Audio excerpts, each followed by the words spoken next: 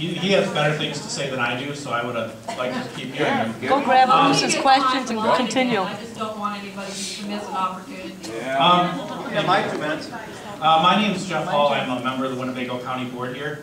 And I have a statement, but first I just have a few disjointed questions and statements that have occurred to me as I've been listening here today.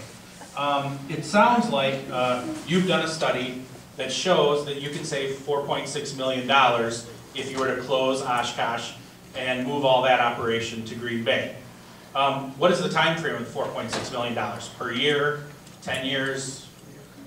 Per year. Per year? Per year. So you've done this study and you know you can save $4.6 million per year. However, just jotting down the things that you don't know, I wonder how you came to that number.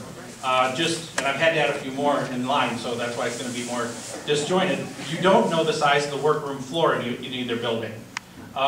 You say that bulk mail will still be accepted in Oshkosh, but you say that part of the savings comes from selling the facility. So where will we take the bulk mail? We will still have a window presence in Oshkosh. Okay, where? But you said you're going to sell the building. That was part of your savings. That was a statement you made earlier. We will still have, if we move, we will find another place to have a window presence with a couple. And do you know what the cost of that new place will be? We're still looking at the. So once again, that's another savings that you don't know. You don't know if you'll have somewhere to put carriers in Green Bay so that you can capture extra space. You don't know the amount of office space in either area. You don't know what the cost would be if you were to consolidate from Green Bay into Oshkosh. I guess one of the questions I had is you talked about the savings in time from the pieces of mail that are shipped from, and I think you said 14,000, I could be wrong because I didn't get that number down, but the amount of mail that's shipped from Green Bay to Milwaukee and Madison. How many pieces of mail a day are shipped from Oshkosh to Milwaukee and Madison? I don't know. I don't know. Probably about the same. See, so there's another thing that you don't know, even though you've done this study. That service standard doesn't change. But it does, because it now has to go first north and then drive right down past. But we're still obligated to make sure it's overnight delivery. It doesn't change. Okay. But when you said that, when you talked about why you would move to Green Bay rather than staying in Oshkosh, you said because it only affects 4,000 pieces of mail to Portage, as opposed to these thousands of pieces of mail elsewhere. But you don't know the corresponding number of mail pieces in Oshkosh. I'm having a lot of trouble with, and this I just have it jotted down here because as I was walking up here, we had a great presentation showing us all your technology and all of the innovation in the post office and how complete this study is, but it's impossible to move a city into a new zip code.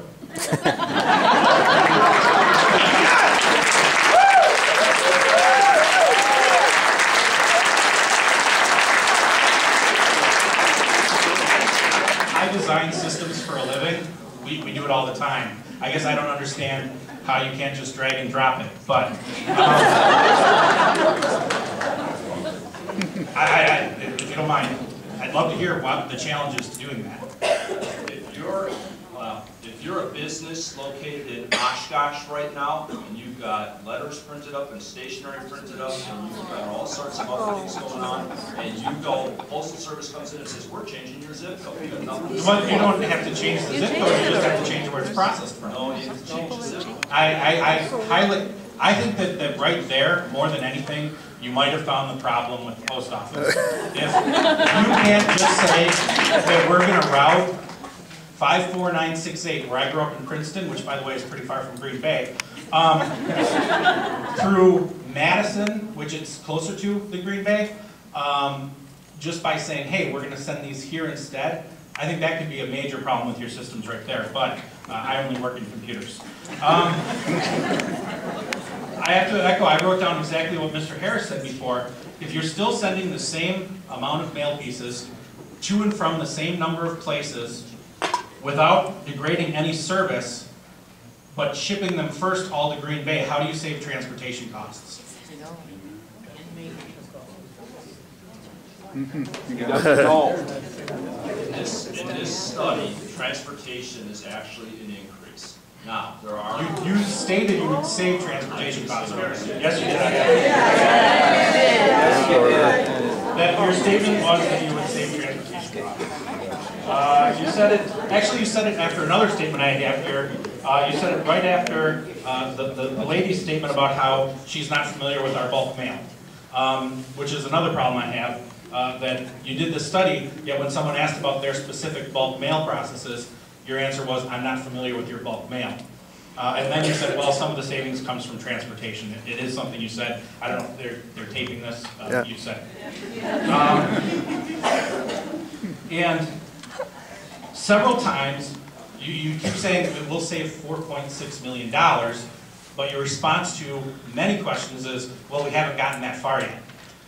How far have you gotten that you can say a $4.6 million figure when you haven't gotten far enough to answer many of these questions? Yeah. Now,